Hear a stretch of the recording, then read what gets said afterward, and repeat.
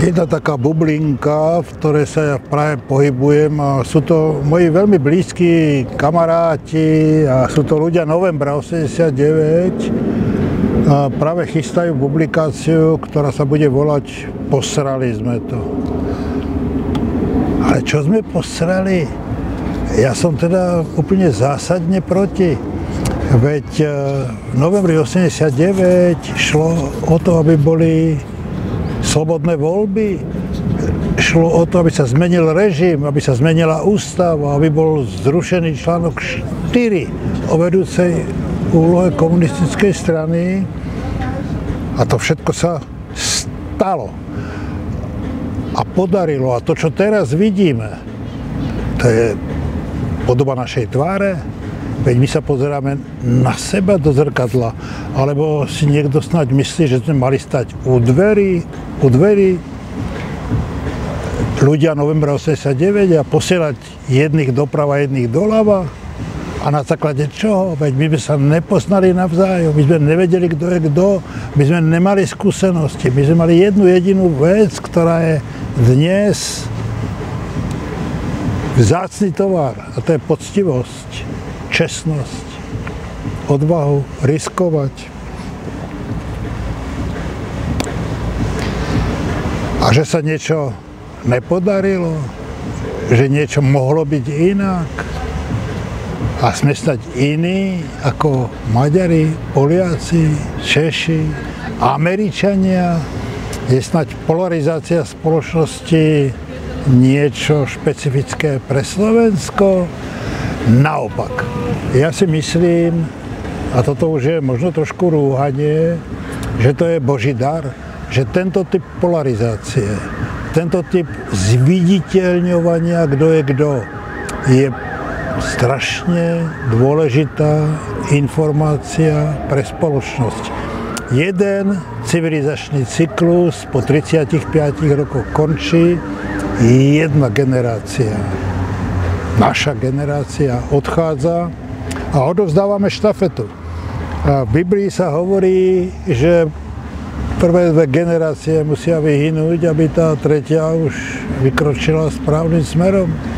No tak tá tretia generácia je na štartovnej čiare. A ak sme neurobili nič iného, iba zanechali svedectvo, zanechali stopu, urobili sme dosť, neposrali sme nič.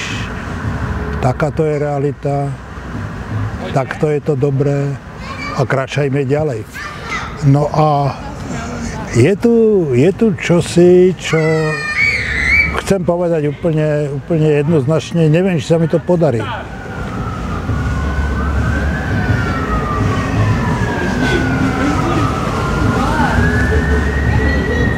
A vidíme, čo sa deje na Ukrajine. A vidíme, čo sa deje na Blízkom východe. A uvedomujeme si, aké sme mali svojím spôsobom šťastie, že žijeme práve tu a práve teraz.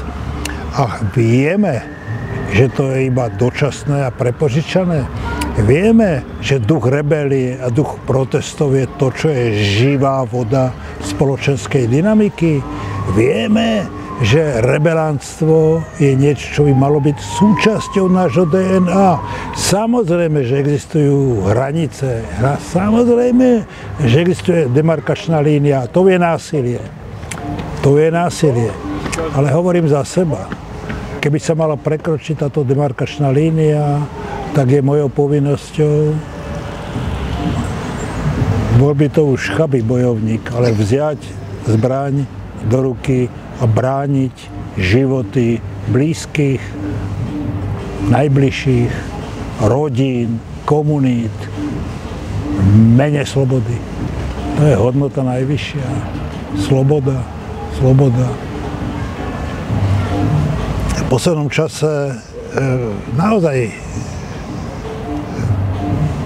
veľmi rozmýšľam o tom, že čo môže zachrániť nielen Slovensko, ale aj ľudstvo. Ľudstvo, znie to strašne nabubrelo.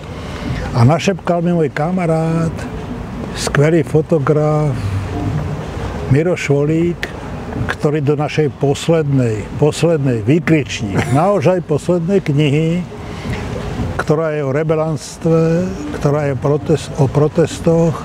Urobil sériu ilustrácií a to je séria obrázkov o ženskom tele. A on hovorí, ak nás má niečo zachrániť, tak to je ženskosť, ženský spirit, láskavosť a súcit. Láskavosť a súcit. Keby som bol patetický, tak dodám ešte slovo láska, čo je synonymum na Boha. Synonymum na všetko, čo je dôležité v ľudskom živote. Vieš si predstaviť namiesto Putina Čaputovu? Vieš si predstaviť, že by tento fenomén Zuzany Čaputovej bol určujúci fenomén reprezentácie moci do prčíc? Veď to by bol iný svet. Takýto svet by som ja chcel. O takomto snívam. A v mene toho, aby takýto svet bol, o akom snívam, zostanem rebelant až do konca svojho života.